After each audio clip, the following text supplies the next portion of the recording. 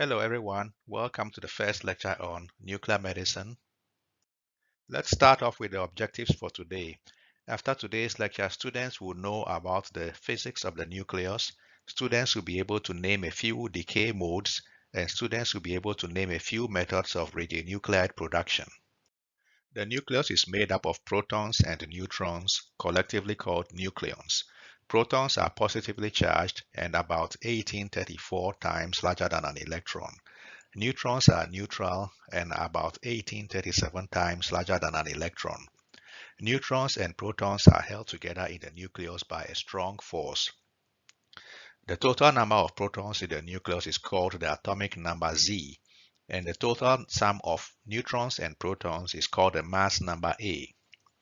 The nomenclature for an atom X is written as shown on the slide with the mass number, atomic number, and neutron number shown. For example, iodine 131 will be written as shown with the following nomenclature, where we have the mass number, the atomic number, and the neutron number. Radionuclides can be placed in 4 different families. These are isotopes, isotones, isobars, and isomers. We shall first learn about isotopes. Isotopes are elements with the same atomic number Z but different mass numbers A. For example, iodine 131 and iodine 125 are isotopes because they have the same atomic numbers Z, which is 53, but have different mass numbers A. Isobars are elements with the same mass numbers. For example, technetium-99 and molybdenum-99 are isobars because they have the same mass number. Isotones are elements with the same numbers of neutrons. Neutron number is calculated as n equals A minus Z. So if you look at an example of iodine 131 and xenon 132, this table shows a calculation of the number of neutrons in iodine 131 and the number of neutrons in xenon 132. They are the same. Isomers are elements that have the same atomic numbers and mass numbers but different energy levels. For example, technetium-99m and technetium-99 are isomers. Technetium-99m is a metastable state of technetium-99 and has an energy level difference of 142 keV from technetium-99.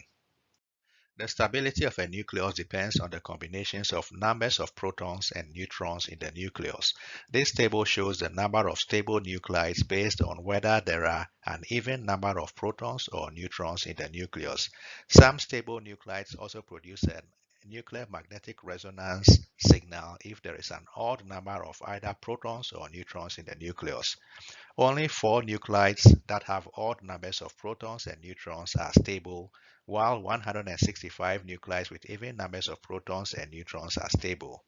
A plot of N versus Z shows the stable nuclides falling on a line of stability, where the neutron to proton ratio is approximately 1 for low Z nuclides and increases to 1.5 for high Z nuclides.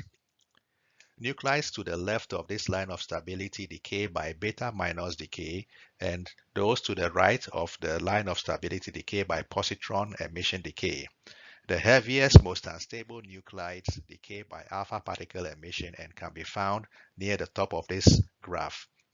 Heavy elements have a high neutron to proton ratio to offset the strong Coulomb repulsion between the protons in the nucleus. This plot also tells us that all elements larger than bismuth with atomic number 83 are naturally radioactive. Let's look at what that means on the next slide. Radioactivity is the process by which an unstable nucleus decays into a more stable nucleus. A nucleus can be unstable because of an excess number of neutrons or a deficiency of neutrons, which is a proton excess. These are shown relative to the line of stability here. So on this line of stability shown here, those elements above the line of stability are neutron rich and decay by beta minus decay, and those below the line of stability are neutron deficient or proton rich and decay by positron emission. Before we learn about decay modes, let's look at some radioactive decay terms and definitions. Activity of a radionuclide is the number of disintegrations or decays per unit time. As the radionuclide decays, the number of radioactive atoms decreases with time. The traditional unit of radioactivity is curie, and the SI unit is becquerel. 1 curie is equal to 3.7 times 10 raised to the power 10 decays per second, or becquerels. 1 millicurie is equal to 37 megabecquerels. The next term is decay constant. The decay constant lambda is a proportionality constant between the rate of decay of radioactive atoms and the number of radioactive atoms present. It is a quantity unique to each radionuclide. For technetium-99, the decay constant is 0.1151 per hour. This table shows the decay constants of a few other radionuclides. The formula shown below the table can be used to calculate the half-life of the radionuclide if the decay constant lambda is known.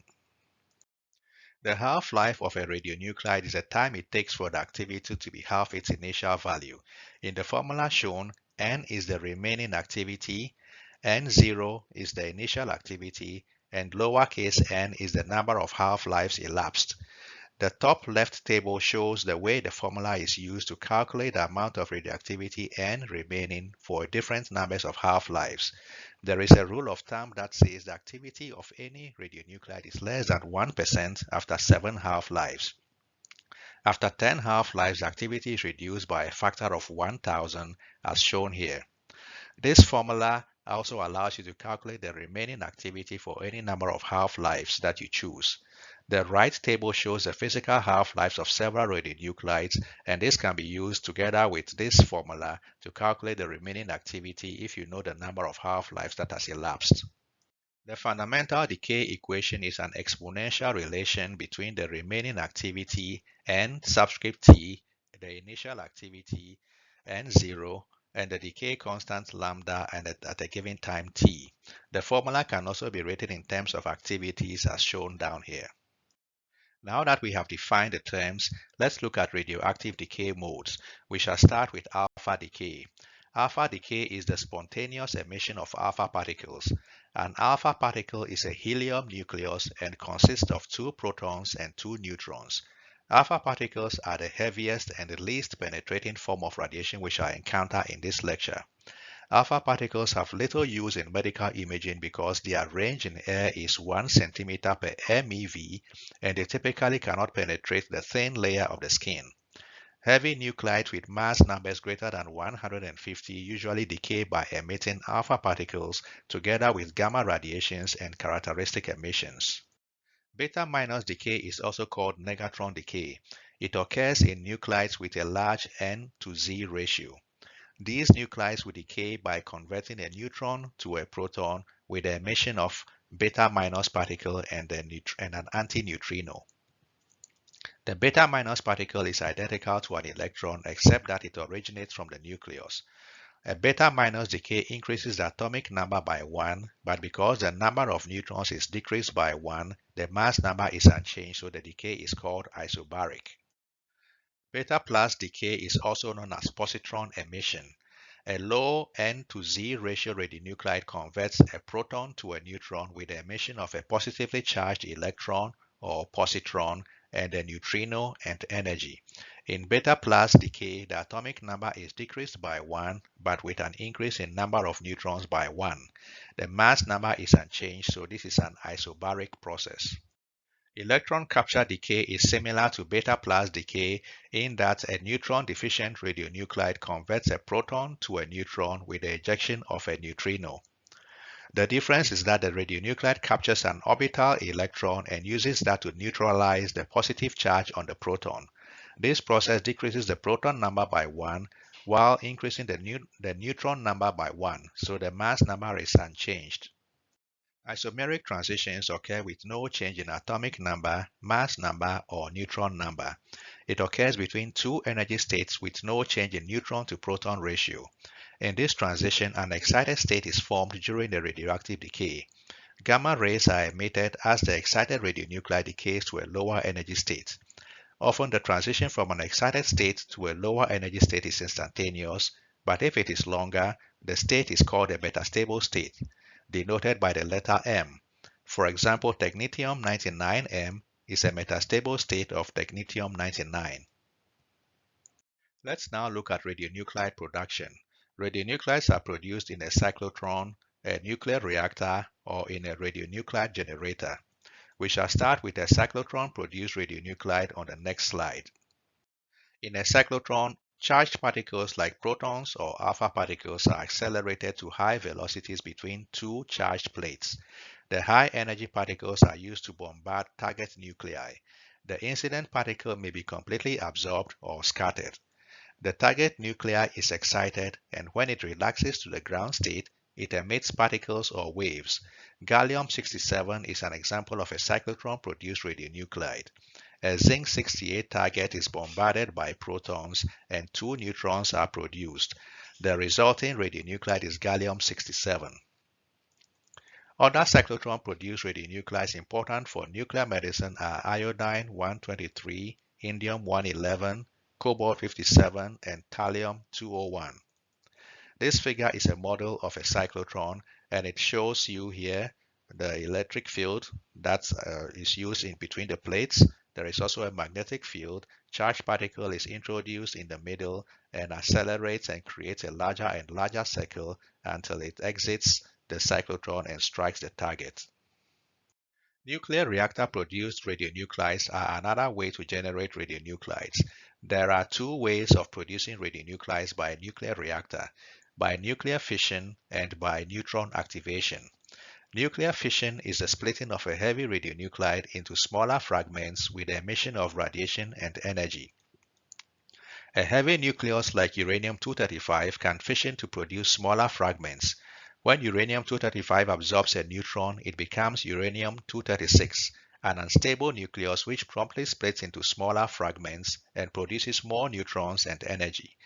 These fragments, together with 2 to 5 more neutrons, can cause further splitting of heavy nuclides. There are more than 200 radionuclides produced in the fission of uranium-235. These fission products are neutron-rich and decay by beta- decay. Common fission-produced radionuclides are molybdenum-99 and iodine-131 and also xenon-133.